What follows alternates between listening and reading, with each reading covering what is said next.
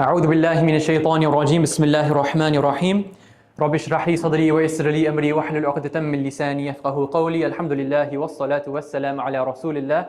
I start with the name of Allah, the most gracious, the most merciful. All praise be to Allah and peace and blessings be on the Prophet Muhammad sallallahu alaihi wasallam. Assalamu alaikum wa rahmatullahi wa barakatuh, everyone. How are we all today? Doing well?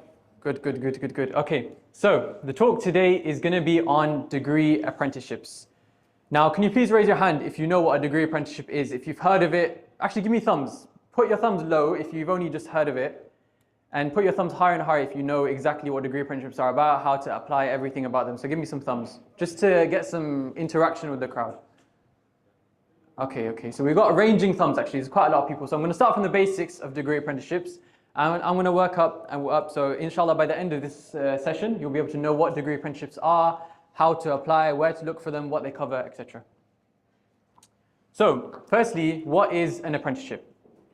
Now, an apprenticeship is a mixture of work and study. Now, I'm sure you've heard this before. Legally, you need to have at least 20% of studying in an apprenticeship, okay? So it's quite work heavy. In my case, there's going to be about 80% of work and 20% of studying. Now, for degree apprenticeships, which are slightly different from apprenticeships themselves. So degree apprenticeships, they're between 3 and 6 year programs. So they range quite a lot. And it's a little bit longer than your traditional university routes. And the last thing about apprenticeships, which is quite important, is the fact that your employer is the one who pays for your qualification. Whether that qualification be a degree, whether it be a master's degree, whether it be a ACA qualification or a finance or law qualification, whatever the qualification is, your employer, meaning the company you're going to work for, they're the one who's going to pay it. So you're not taking out loans you're not taking out a student loan to pay for university or anything like that. So in essence, those 3 points are what sums up what an apprenticeship is. Now, I'm going to talk a little bit about the levels of education. Okay, so the chart above me shows the levels of education in the UK. Can you put your hands up if you're at GCSE level right now? Yeah, maybe like 4 or 5 of you. Okay, so GCSE, you can see over there, it's like a level 2 in the UK standard of education. It's a level 2. And put your hands up if you're at A level standard or H. Yeah. So there's maybe 5 or 6 of you who are at level 3 level of education. If you see on the left-hand side, so we've got GCSEs, we've got upper step, we've got A levels, we've got upper step, we've got your traditional undergraduate degree. Okay, that's, you go to university, you get your bachelor's of engineering or your bachelor's of science. Above that, you've got master's degree, and finally, level 8, you've got a doctorate, which is like a PhD. Okay, that's your traditional route of engineering. That's your traditional route of education in the UK. If you look over on the right-hand side, this is where you've got the apprenticeships. Okay, so just in that column, the 1, 2, 3, fourth column there, you've got normal apprenticeships. Okay, normal apprenticeships covers all the way from level 2, level 3, 4, 5, 6, 7, all the way up. Okay, and then in the column over, you've got what we're focusing on today, which is called degree apprenticeships. Degree apprenticeships are specifically those apprenticeships which are either level 6 or level 7. Now you might be like, why is that so important? What does it mean? It means that those degree apprenticeships are equivalent to a bachelor's or a master's degree, which is on the left-hand side of the board. Okay, and we're going to go into that a little bit more. So you can have 2 levels of degree apprenticeship, level 6 or level 7. And yeah, we'll focus on that a little bit more later. In the next slide, we'll see where we can do degree apprenticeships. Okay, so all of the sectors on the board are different areas where we can do degree apprenticeships in the UK. And you can see that there's quite a lot of them. So if you're interested in literally almost anything, apart from things like medicine, dentistry, veterinary science, you pretty much got a lot of different sectors on here that you can do degree apprenticeships into. Engineering, digital, finance, accounting. You've got full-on solicitor apprenticeships, which you can get like solicitor qualifications. You've got media, project management, logistics, supply chain, biomedical science, loads of different ones. So pretty much anything you're interested in, apart from, again, medicine and dentistry, there are degree apprenticeships out there, so it's probably worth looking if that's something you're interested in. On to the next slide, I've put together basically a mind map or like a mood board of loads of different companies that do degree apprenticeships. Because if you haven't heard of them before, you might be like, right, is there that many out there? Loads of companies do degree apprenticeships, okay? In the top left-hand corner, you've got the big four companies. You've got PwC, KPMG, EY, and Deloitte. You've got engineering companies. You can see JLR up at top. I didn't introduce myself. I will soon, but I work for JLR. We've got Rolls-Royce. We've got, in the bottom left, we've got loads of banks, JP Morgan, Deutsche Bank, Bank of America. We've got, in the middle, we've got some national companies, BBC, Network Rail, Ofwat, Microsoft. And in the bottom right-hand corner, we've got loads of law firms, okay? So lots of top law firms, especially in London and across the UK. All of these companies offer degree apprenticeships in such a range of sectors. So you're not limited in terms of choice. Just to reiterate what an apprenticeship is, remember I said it's a mixture of work and study. Okay, so this is the work side, right? This is the company, this is the employer, these are the people who you're gonna work for, and these are the people who are gonna pay your qualification. On the other side of that, we've got, just flick one more actually quickly. On the other side of that, we've got the learning provider, which is the person who teaches you, the person who provides that qualification. Okay, so a lot of the time it can be university. We've got University of Warwick, which is the university I'm at. We've got Aston University, Queen Mary's, University of Birmingham. And on the right-hand side, we've got different learning providers. These learning providers don't usually do degrees, but they might do like accounting qualifications or solicitor qualifications or finance qualifications. So in terms of the two sides, I've shown you two slides now. You've got loads of companies on one slide, and on the other side, you've got loads of what they're called learning providers. Okay, they're the people who are going to teach you. If we go back a slide, do you remember I said degree apprenticeships can either be level 6 or level 7? Now I remember, like, what does that mean, right? So level 6 is equivalent to a bachelor's degree in the UK, and a level 7 is equivalent to a master's degree in the UK, right? It's important to note that not all degree apprenticeships will actually get you degrees. So just let me say that again. It's important to note that not all degree apprenticeships will actually get you degrees. However, they will get you qualifications that are either a degree or equivalent to a degree. Okay, so a level 6 degree apprenticeship will either get you a level 6 degree or a qualification equivalent to a level 6 degree. Same with a level 7 degree apprenticeship, it's either going to get you a level 7 master's degree or a qualification equivalent to a level 7 master's degree. Now you might be like, what does that mean, right?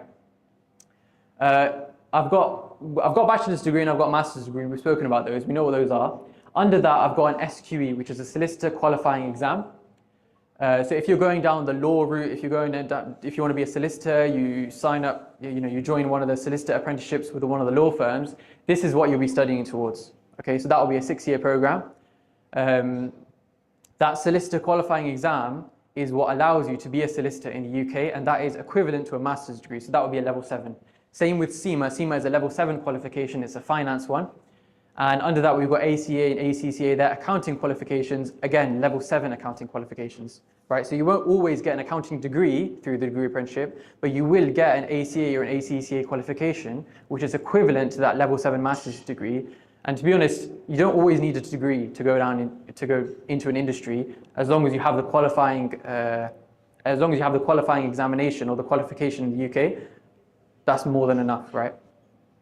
For example, if I did law at university and I got a degree in law, I would then go on and have to do the solicitor qualifying exam anyways, right? If I did accounting degree at university and I wanted to become like a chartered accountant, I'd need to take the ACA and ACCA after university anyways, okay? So, let's move on, right. I didn't introduce myself at the start. That was a little bit on purpose, just to get you a little bit warmed up to what degree apprenticeships are first.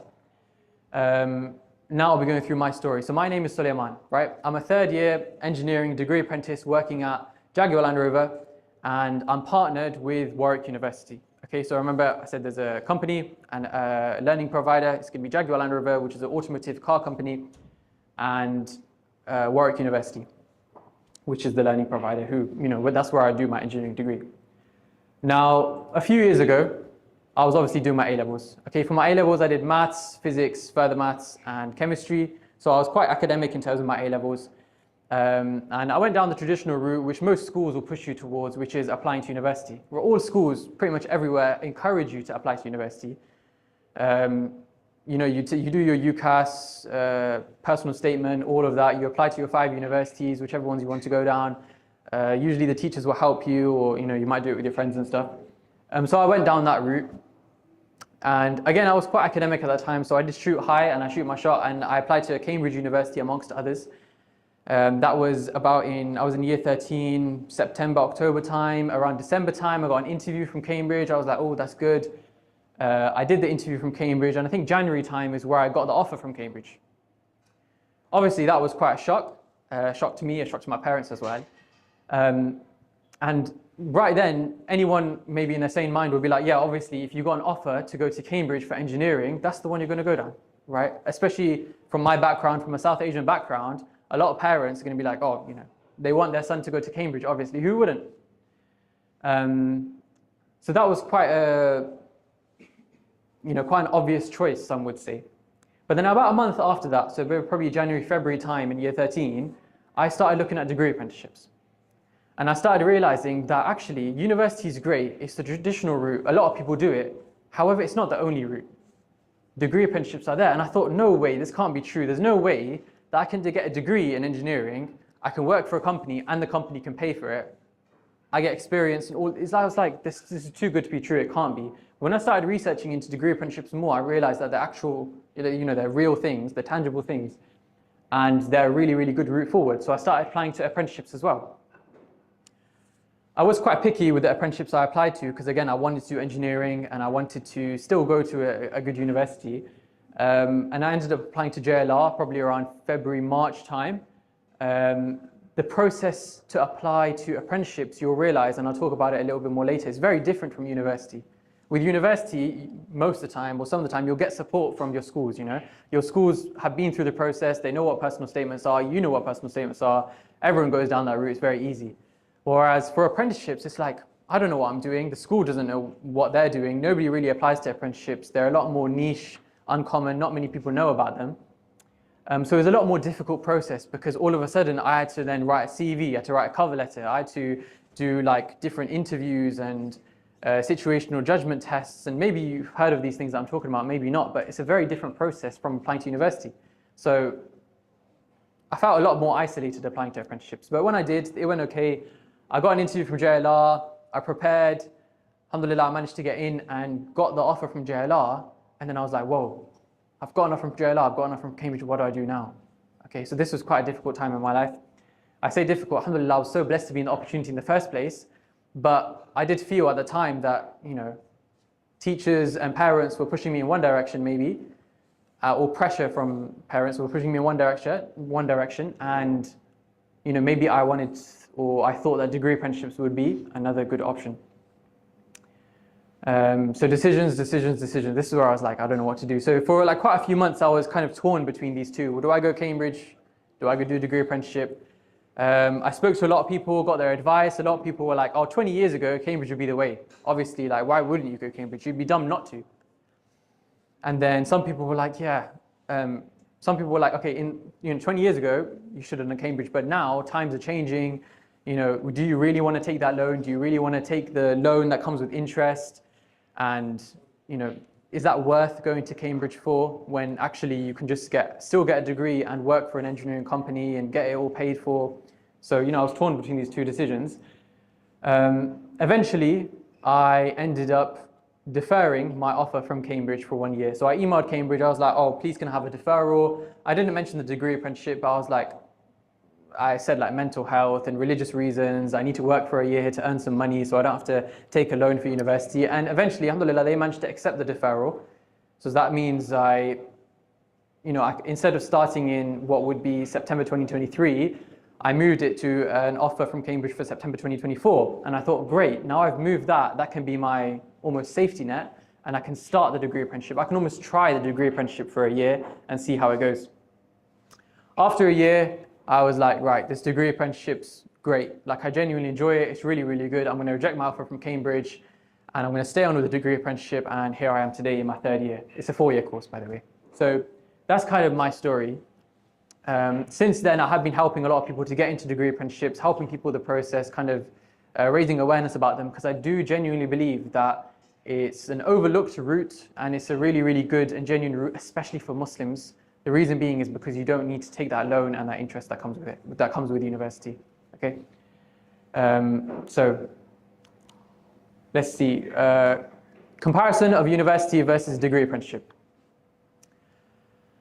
I'm not going to rosy it up to you and say degree apprenticeships are the best thing in the world.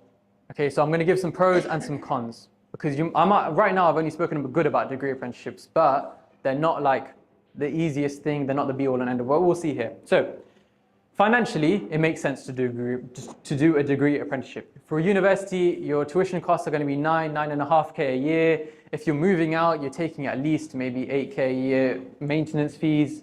So together that's like 17K a year. Say it's a 4-year degree, 17 times 4 is 68K, okay? So let's round it up to like £70,000. So you're £70,000 in debt, say, going to university. For a degree apprenticeship, let's look at the degree apprenticeship. The university fees are all paid by your employer, right? So I don't see any of that. JLR pays Warwick University. I don't see any of it. It's happy days for me, right? On top of that, because I work for JLR, I also get a salary. Okay, that salary ranges from about 18 to 36K for your first year, right? I've seen degree apprenticeships range between this much. For JLR, for transparency, JLR in my first year was £24,000. Okay, so that was my salary for my first year at JLR. And most companies will then increase that every single year of your apprenticeship. So maybe it goes like 24, maybe it's going to increase by like 1, 2, 3, maybe even 5K every year. It varies from company to company, but the point is there is salary progression, okay? Let's round it off and let's say 25K per year, okay? That's for 4 years, so that's 25 times by 4, that's 100K, right? That's 100K you're earning on this side, and that's 70K of debt you're earning on that side. So the difference is about 170K in terms of going to university and going for a degree apprenticeship. That's quite a lot. Financially, that's huge. Okay, the new numbers are a bit skewed because, like, let's say you're in a degree apprenticeship, you might have to pay for. Obviously, it's going to be tax. Like, you guys don't know what tax is, but when it comes to it, it's fun. You don't have to pay tax. So tax is going to reduce from that 100K. And if you're living out as well, so I lived out in my first 2 years in Coventry, that's obviously going to reduce from it. But roughly, you can see that the financial difference between a university and a degree apprenticeship is huge. So that alone should be a factor of at least considering a degree apprenticeship moving forward into higher education. Okay, let's see university, back onto university, focus on deeper academic study.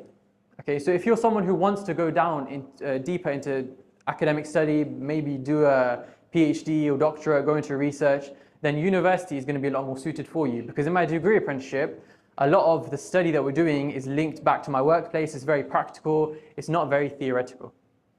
Okay. On the degree apprenticeship side, I've already said your degree fully paid for. The benefit of degree apprenticeships is rather than going deeper into academic study, you do get years of work experience under your belt. So after I graduate, I'll have 4 years of work experience being an engineer at JLR. After someone who's gone to university graduates, they'll have maybe 1 year industry placement, maybe 10-week internships, right? So the difference is quite big. I've worked in a company, I've done projects, I've got projects under my name, you know, I've got evidence what I've done at work for 4 years compared to someone who's done university and done, like, you know, their modules and stuff. So there's going to be a big difference there. University, at the end of your degree, you're going to have to apply for jobs. And everyone knows the job market after graduating is very competitive. Okay, not to say degree apprenticeships aren't competitive, they are as well. But imagine getting into university, after you've done your whole degree, now you've got to work at Sainsbury's for 6 months while finding another job. I'm not saying that happens to everyone, but it's a possibility, and you do hear stories of that happening to a lot of people. So it's something to consider. Whereas on the degree apprenticeship side, most employers do keep you on. There's no legal obligation for them to keep you on, and there's no legal obligation for you to stay either. So at the end of my 4 years, I can leave, right? However, if the employer has invested in you for like 3, 4, 5 years, they've paid for your qualification, obviously, most of the time, they're going to offer you a job at the end because you're going to be like quite good in what you do at that job that you've been doing in your degree apprenticeship, okay? The benefit of degree apprenticeships, the next one is surrounded by industry professionals. At university, there might be 400 people in a lecture hall and 1 professor at the front. Sometimes that professor has never even worked a job in his life. They've just been a professor their whole life. Okay? So compared to me at work, I've got a team of 10 engineers around me. I'm the only apprentice. So I've got now 10 people that I can draw upon their experience At JLR, some people work for like 15, 20, 25 years. I can draw upon their experience, I can learn from them, absorb what they know. That's 10 to 1 compared to 1 to 400, right? So the difference is quite a lot there, right? So being surrounded by industry professionals, growing that network is a huge benefit of degree apprenticeships. University, on the other hand, is more flexible. Okay, and the reason I say more flexible is because, let's say I took an engineering degree from Cambridge, I could probably go into finance afterwards. I could pretty much go into anything I wanted. I could do a startup maybe. Whereas because I've done the 4 years now at JLR, it's not like I've locked myself into engineering. However, let's say you don't know what you want to do, maybe jumping into degree apprenticeship is not the best thing to do, because university keeps your options open a little bit more, whereas degree apprenticeships, I say, limit them just slightly a little bit more. Okay, so that's something to consider. University, obviously, traditional university experience, whatever that means to you. I didn't, obviously, not one for like clubbing and whatnot. So traditional university experience, I didn't really care for much. However, the Warwick University, for example, in my case, has a really good Islamic society. Okay, they go on events and they do this, bowling, munch, ice skating, etc. Me, on the other hand, I'm trying to work a full-time job, do a degree on the side. I don't always have time for these social activities. Okay, so university students do have more time to socialize and get to know each other. Some people say that, oh yeah, I met my lifelong friend at university. Me, I don't have that same experience because I'm not a full-time university student. I'm working Monday to Thursday and I barely go into university if I do on a Friday. Okay, so with a degree apprenticeship, one, it's a lot more, it's more to manage on you. At the end of the day, you're going from a full-time school environment into a full-time job. That jump is not easy for anyone. Okay, and a lot of apprentices sometimes feel like a little bit isolated at work, because at university you'd be surrounded by people your age, 20, 21 years old, people your age. At work, I'm surrounded by 30, 40, 50-year-olds. That's who I'm working with. Okay, so it's important to note that if you're not ready to jump straight into a work environment, then maybe think about degree apprenticeships. Just keep that in mind when considering degree apprenticeships, okay? And degree apprenticeships are usually more competitive than university. University, you apply for 5, most people get maybe like 2, 3, 4, right? Degree apprenticeships, I've seen people apply to 50 and get maybe 1 or 2.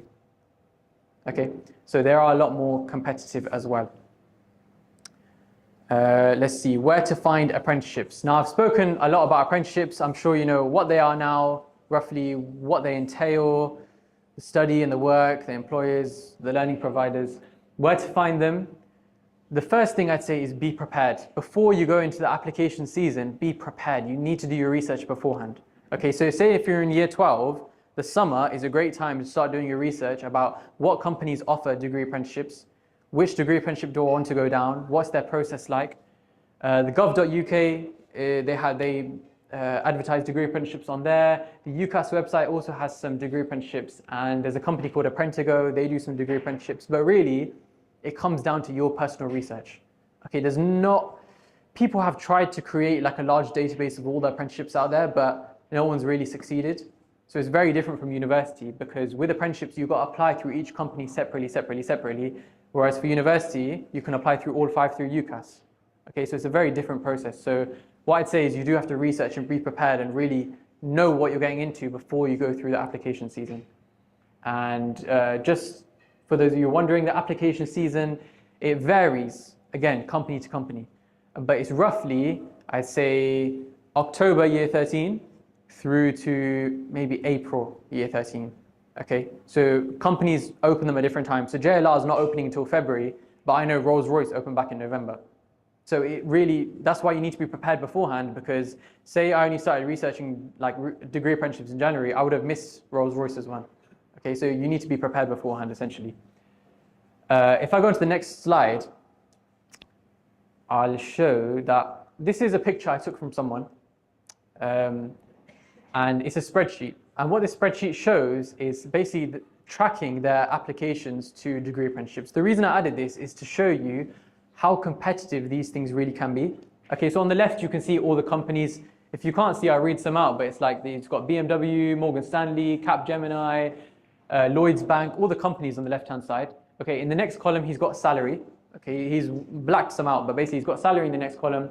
In the column after that, he's got deadline for application. So he knows, he's ready beforehand that I know this company is going to finish the applications on this date, right? So I need to make sure I've applied before then. Oh, thanks. You've got location. So obviously location is a big factor. If you want to stay at home, obviously that limits where you can do your degree apprenticeships. If you don't mind moving out, then that's okay as well. You've got your course. So this guy doesn't really care about what he's applying to. He's applying to software, audit, finance, tech solutions, data science, all sorts of different stuff. He's got the university as well. So that's like your learning provider where you're going to get your qualification from. And in the final column, he's got application progress. So this shows whether he's been rejected, whether he's applied. You can see all those blue ones are rejected. Okay, so that's probably where he's done the initial application and the company's been like, oh no, sorry, we've had enough applications already, or we've already chosen our people. We've unfortunately, we've chosen to reject you. Some of them ghost, some companies ghost, some companies' HR teams are rubbish and you apply to them, and unfortunately that's the case. You apply to them and they never get back to you and you're like, what was the point of spending 1-2 hours on my application when they didn't even get back to me? But that's just life sometimes. And then on some of them he got through to the interview stage, and on one of them, scroll up a bit, you can see that green one. Okay, that's the one that we're aiming for, accepted. Okay, because you only need one acceptance to get into a degree apprenticeship. As soon as you get that acceptance, the happiness you feel after being rejected so many times is huge, inshallah. Okay, so a lot of work goes into applying to degree apprenticeships. The reason I'm showing you this is because you need to be on it. Okay, the people I know who've come to me for advice and have heeded the advice and gotten into degree apprenticeships are those who genuinely want the degree apprenticeship. If you're sat there and you're like, oh, I don't really care, yeah, I'll apply to 1 or 2, there's not much point. Okay, you need to think about what you want to do for the next few years of your life, and if this is a route that you're considering, you really need to put yourself out there and you need to be like, right, I need to get my mind switched on. I need to be looking, researching for applying for these companies, okay? Sometimes you have your teachers and your parents nagging you, but this has to come from you. So you've got to think whether you're like 15, 16, 17, 18 years old, you need to be like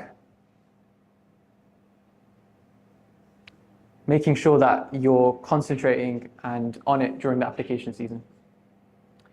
And then inshallah, make your dua, and if you apply and put the effort in, then may Allah grant you success. Now, I did speak earlier that sometimes it's a little bit lonely as an apprentice. Okay, it's a little bit lonely as an apprentice because university people have all their friends and I don't really fit in with them as much. However, there are communities for apprentices as well. And these are specifically communities for aspiring apprentices. So if you want to go into law, for example, Legally Apprentice is really good. If you want, you might have heard some of these. Apprentice, there's quite a few. LEAF stands for Law, Engineering and Finance. So maybe if you're applying to any of those fields, you want to join that community. What I do want to say is these communities do have a lot of rubbish on them. So don't join them with no purpose because you'll just get spammed with loads of messages on their group chats. If you want advice from someone or you want to join these communities for a specific reason, like applying to law, Legally Apprentice really helps. So some of these communities do help when in the application season. Okay. Yeah. Next.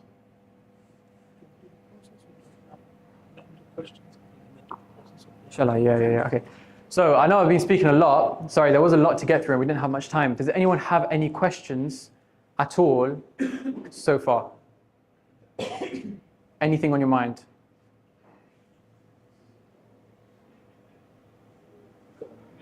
Yes. You say you're not surrounded by people. What about other people that you said? Yeah, so there's a lot of people at JLR. So the question was, you say you're not surrounded by a lot of people your age. What about if there's multiple, there's lots of you who do the apprenticeship at JLR? There are quite a lot of us who do the apprenticeship at JLR. However, JLR is a huge company. They won't always be in my team. So my team only needs one apprentice. There's another team over there which needs one apprentice, another team over there which needs one apprentice. So the journey for an apprentice is quite different, apprentice to apprentice. So my team, I didn't really talk about much about what I do, but I work in testing the cars. So obviously JLR, we have the Land Rovers. I work in testing the Land Rovers. We test them for durability, robustness, structural integrity. We don't drive them around and crash them into walls, unfortunately, but we do test them like in a lab environment. Whereas another one, like another apprentice at JLR, they might do something else. They might work in instrumentation, they might work in design and CAD, they might work in electrical testing. So each apprentice's journey is very different. Did you choose your journey? Did I choose my journey? That's a good question. The big thing about coming from school into a work environment is there's so many jobs out there that you don't even know of. So when I was in year 13, I thought, right, there's mechanical engineering, electrical engineering, like robotics engineering, that's it. Like, you know, there's civil engineering. They're very discrete fields. However, when you get into the workplace, you realize there's so many different jobs and so many different things. So I had influence over what I did. So I could say that I wanted to work in control systems because that's what my degree was.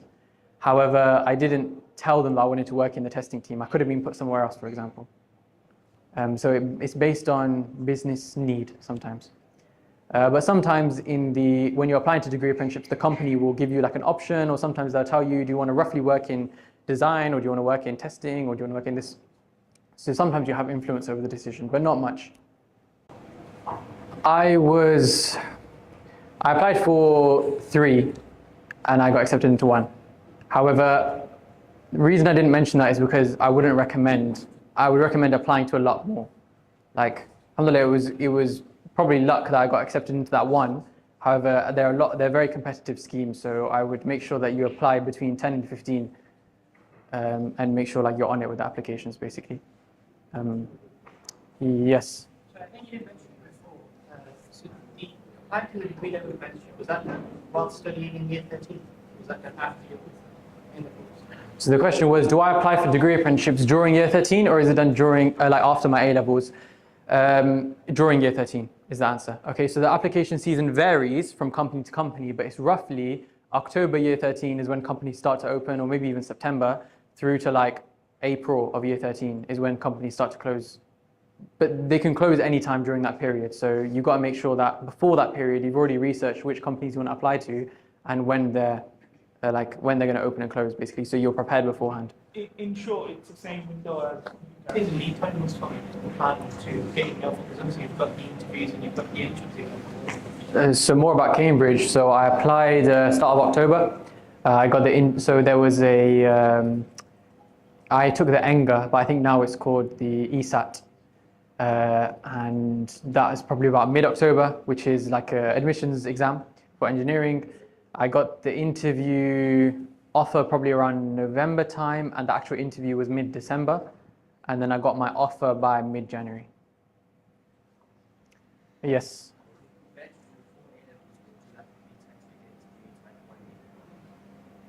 Is it better to do 4 A-levels, or is it better to do 3 A-levels and a B.Tech? 1 B.Tech, 1 A-level, so you have experience of B.Techs. It depends on where you want to go afterwards, I'd say, a little bit. Okay, so if you look at degree apprenticeships, if you look at the requirements for a degree apprenticeship, take my degree apprenticeship, JLR Engineering, I needed a B in A-level maths and a C in another A-level STEM subject. That's it. So I need a B and a C. So for that case, if you're looking to go into that apprenticeship, I would stay away from the B.Techs because they don't accept B.Techs for their apprenticeship. Does that make sense? So almost look at where you want to go ahead and make your decision based upon that.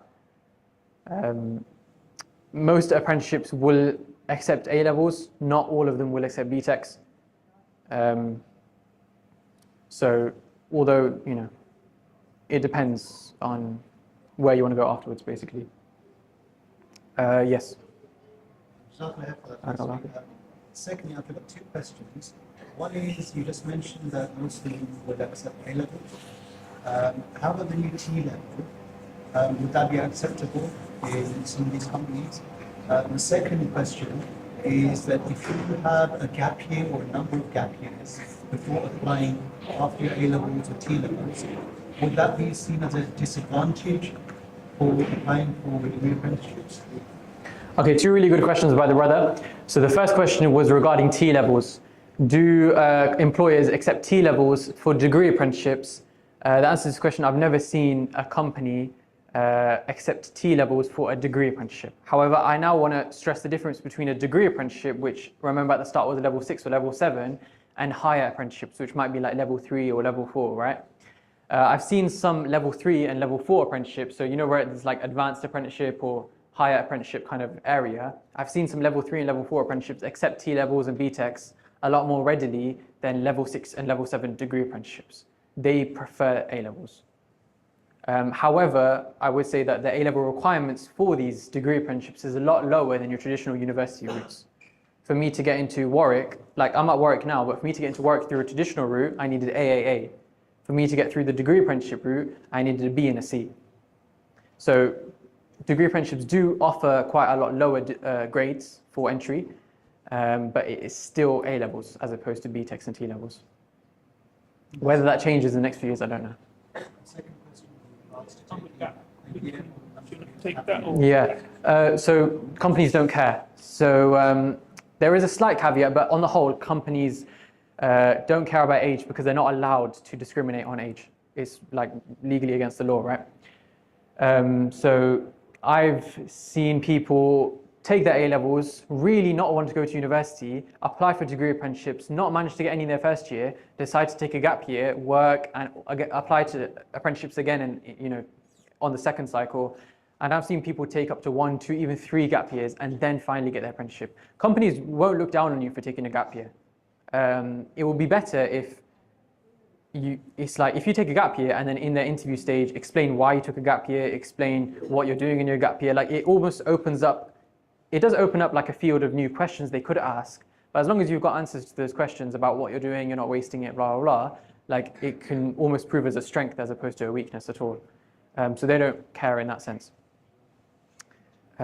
If I had the choice again, if I was to relive my life and go back and I knew what I knew now and I got Cambridge and I didn't get JLR, I would be very tempted to reject Cambridge and apply again for degree apprenticeships. That's how strongly I enjoy them. Yes? You said you were pretty academic. Do you think the grades you achieved are one of the key reasons that you got in? That's a good question. So are the grades that I achieved, so for transparency, alhamdulillah, I managed to get 4 A stars in my A levels. Do the grades that I achieved help me get in? For most companies, don't care about your grades as long as they meet or are higher than the requirements. Okay, so if I look at the requirements of my course, it's a B and a C. Now, like when I first joined, you know, like when you're first talking to people, you might like start discussing A-level results sometimes, right? The average, like most people just got literally like B's and C's. Like they're not all like, not all of my course is like top A-star students is what I'm trying to say. As long as you meet the requirements, they're looking for a lot more than just your academics. University will care about your academics a lot more. Whereas degree apprenticeships, they're gonna ask you questions like, oh, show me a time in your life where you've shown teamwork or leadership or growth. You know, they're gonna see if you're a well-rounded person. And this is where you start to bring in the things you do outside of school.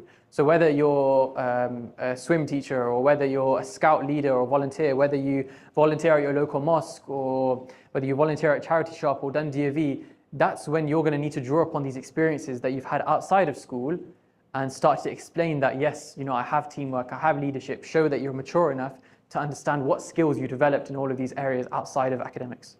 Does that make sense? Because they want to see you're a well-rounded person. I don't have this on the slides, but if I had to think about probably like 4 different qualities the company is looking for in you as an applicant, they're looking for intelligence, which is 1, which comes through your grades, and it comes through up there, number 2, your psychometric exam, right? Which is like IQ test, situation judgment test. So they're looking for intelligence, they're looking for passion. Okay, so where have you shown passion for this subject outside of your academics? So for engineering, have you done projects on the side? For law, have you like, you know, done something law, like law seminars or something on the side, whatever. Intelligence, passion, maturity. So this comes across with how you conduct yourself, how you speak. This comes across in your interview. And finally, they're looking for growth. So they don't want someone who's going to come in and just do the bare minimum. They want someone who's going to absorb and get the most out of the opportunity that you're getting by going into that apprenticeship, and eventually, you know, become a leader in that sector one day, right? They're looking for someone who has the potential for growth. So those 4 things, I'll repeat them: intelligence, passion, maturity, and growth. If you can demonstrate that during your application process, the company has, no reason to reject you. Is that, yeah. Do you want to? I don't know. And then, can you save your question? Go on. When applying to apprenticeships, do they look at GCSEs? When looking for apprenticeships, do they look at your GCSEs? Yes, sometimes they have requirements for GCSEs as well. So I've seen a lot of law firms. All of them have a basic requirement, maths and English. And if you have any sciences, it's good. But generally, you're looking at a B in maths and English. And in English, is it still English language and lit, or have they combined it? No, English language and lit. But it's not a B anymore. It'd be like a 5. Oh, okay. It's numbers, Whatever yeah. the equivalent of a B is. Is that a 5? Yeah, so it will differ. The basic requirement would be like, I think 4s in maths and English language. However, most companies, if you read into their requirements, some will say you need, like, for example, I've seen law firms which request like maths GCSE level 6, English language GCSE level 6, and 3 more level 6 or something like that. Or some of them will be level 5, some of them will be level 4. So it varies, but sometimes they are there, so just have a look out for them. Yeah, so there was a brother who asked about the application process. In essence, not all companies follow the same application process, but I've broken it down into 4 different parts. We've got the online application. Okay, this will consist of your CV, your cover letter, and maybe some like a written question. For example, it might be like a 250-word written question. Oh, why did you apply to JLR? Okay, something like this. That will be your online application. They'll take your personal details, your name, everything about that, your right to work. So that will be our online application. They'll then follow that up, most companies, quite quickly with what I call a psychometric exam. Okay, it might sound a bit scary, but it's like an IQ test or a situational judgment test. There's some examples in the 3rd bullet point: Savile assessment, Amberjack, Arctic Shores, Capfinity is another one. So they're just like examples of IQ tests. You'll take these at home in your own time. Sometimes they'll be timed. Unfortunately, there's no way to get around these. You'll have these for graduate schemes as well. Even if you go to university and apply to graduate schemes, they'll also have these. It can be difficult sometimes, and it's hard to practice for these ones, but what I say is just sit down in a quiet environment, try to find some practice online, but if you can't, then just give it your best shot, basically.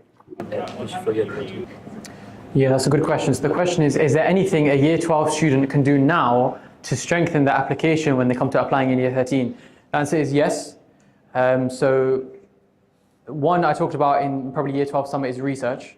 So researching the companies, realizing, okay, understanding what companies they want to apply to, when they're creating an Excel tracker, when these companies open, close, what their salary is, location, what they offer, etc. So research the companies that you want to apply to is firstly. And secondly, start to broaden your experiences outside of academics. If you've got loads already, that's great, but start to think about, okay, if I don't have that much right now, so if they ask me about growth or unity or integrity, I don't have many, I like to call them case studies of my own life to draw from. I need to start creating those case studies now. So if that means going and volunteering for my local charity shop, that means I need to get up and go and volunteer for my local charity shop. If that means getting a part-time job, I had a part-time job in Year 12 and Year 13, I drew experiences from that part-time job into my interviews. I drew experience from volunteering at a charity shop into my interviews. I was like a prefect at school, right? You can draw, I had experiences from that I could take into my interviews. So anything outside of academics, start to build upon it. So then when you come to next year applying, you have things that you can draw experience from.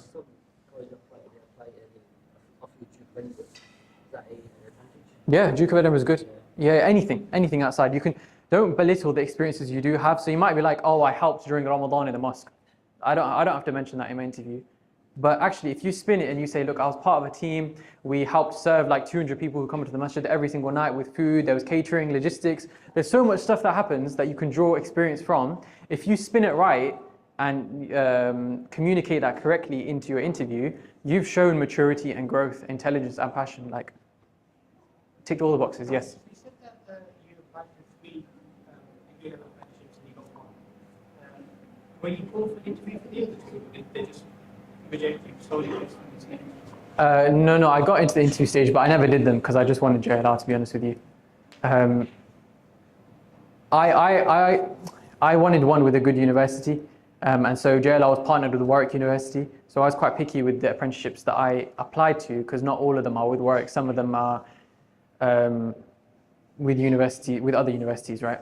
So that's why I was a little bit more picky. But I would recommend to you, it doesn't actually matter as much which university you go to. So apply for like more, maybe 10, 15, 20 apprenticeships, as many as you can handle. And there's no limit on that. No limit at all on the amount of apprenticeships you Each apply must to. be separate, so no one's going to know you've applied to the other one unless you tell them. So And you apply to all apprenticeships outside of the UCAS process, completely different. Okay, there's only one apprenticeship that you apply through UCAS, and that's PwC Flying Starter apprenticeship. But I think they've even stopped that right now. So all of them you apply outside of UCAS.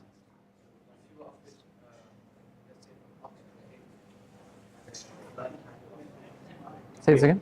If you're offered to Cambridge, but you're like slightly lower, offered a slightly lower university to be apprenticeship, or maybe like a higher apprenticeship, would you rather go for like Oxford or Cambridge, or maybe like to go? Well, I went through degree apprenticeship, innit? I had that same choice and I went for a degree apprenticeship. So Your university is good, Warwick is still like this, university, Warwick. yeah, even if it was lower, I'd probably still go for the apprenticeship. But it's a very personal choice. So people have, like, I've heard of stories. I put my story on LinkedIn basically, and I'll talk about LinkedIn in a second because it's a really good tool. People came to me like in the following year saying, I've got the same, I've got an offer from UCL or Imperial College, and I've also got an offer from Goldman Sachs, right, for a degree apprenticeship. And they ended up going for Imperial College. They went for the university, even after hearing everything that I went through. Like, so it's a very personal choice. So you have to weigh up, you have to sit down and weigh up yourself, what are your pros and cons? Because it might mean more to you that you go down the academic route. Whereas for me, it meant more to me that I actually was a bit more practical. Yeah. So CVs, cover letters, interviews. I'm not going to go too much into tips unless anyone's really needs them. But when I give advice for interviews, I usually break it down into 3 parts: research, preparation and practice, and research being probably the most important out of those. Companies like it if you know lots about them. Okay, so if I'm applying to JLR, and if you come to me in the interview and you say that you know lots about JLR and you feel like your values align with JLR's values, that's going to put you in a very good position. For me as an interview, I'll be like, right, you know about JLR, you're passionate, you've researched, you put the effort in. So definitely research is going to be a big part of the lead up to the interview. Preparation, meaning preparing for common questions and common answers, using things like the STAR format you might have heard of before: situation, task, action, result. Is a good way to prepare answers for questions they might ask in the interview. And finally, practice mock interview, because whispering to yourself and saying, oh yeah, I'm going to say this, is very different from saying it in an actual interview environment. So yeah, all those 3 are important. Something I do want to highlight quickly is LinkedIn. Now, can you put your hand up if you already have LinkedIn? A few of you. And do you guys use it much, or is it just there? It's just there, right? LinkedIn is a really, really good tool for reaching out to people, okay? And the reason I say that is because there's a lot of people on LinkedIn who would be more than happy to give you advice, okay? So these are 3 examples of people who've messaged me and just been like, oh, hi, I hope you're well, my name is blah, blah, blah, I'm an engineering student. Any insight would be appreciated in JLR, or, I would love to hear your advice about this, or, I've registered my interest and I've written a CV and cover letter. Would it be possible for you to read them and check them? There's so many people, if you can reach out to on LinkedIn, that can give really good advice. And if you flick to the next slide, I've just looked up on LinkedIn, degree apprentice, JLR. I've got 1, 2, 3, 4 people. The list goes on, right? Degree apprentice at Amazon, loads of people, okay? Degree apprentice in tech, loads of people. Any sector you want to go into, if you want to go into degree apprentice at any company, right? Just search up degree apprentice, Rolls-Royce. You'll find degree apprentices at Rolls-Royce. You connect with 10 of them, maybe 5 of them accept your connection. Okay, so now you've got 5 people. You message those 5 people, maybe 1 of them replies back to you with advice. It takes you 2 minutes to connect with those people and send them out messages, and the amount of reward, like the time to reward ratio, is huge. Okay, because the amount of people that message me and then the advice I give them, there's plenty of people out there with good advice. So definitely use LinkedIn to the full potential, and if you don't have an account, maybe look to, you don't need to do it year 11, like year 11 is a bit early, but like when you come into end of year 12, year 13, start looking on here and you realize that there's so many people and so many different companies. As well as this, you can use it for research. So if I type in degree apprentice tech, you can see here that the first one's at Bank of America, the next one's, it doesn't say, the third one's at PwC, the fourth one's, maybe if you click into his profile, let's say, but you can get examples of where these tech degree apprentices work at. You will make a list of all these companies where they work at, and then look up those companies online and start applying to those companies. Okay, so it's actually really good for research as well. You can actually click on the company on LinkedIn, and it takes you to their LinkedIn page, and then you can see if they've got open roles as well. So, shortcut to searching up the company as well. Yeah, bouncing off that, before my JLR interview, I went onto JLR's LinkedIn, I scrolled back for the past 2 years and literally wrote down every single achievement they've posted about in the last 2 years. Because LinkedIn, companies love to shout out their achievements, being like, we did this, we did that, this is our target. This is great to use for my interview. Now, when I come into the interview and they're like, oh, why did you apply to JLR? I'll be like, JLR is a great company. They have a target for sustainability in 2039. They're switching over all their cars to electric cars, making sure they're carbon neutral, blah, blah, blah. I feel like I really align with these values because back at school, I was in the eco-friendly team or whatever, right? I'm showing that I've researched the company, put the effort in, and I align with that. So that's great for the interview.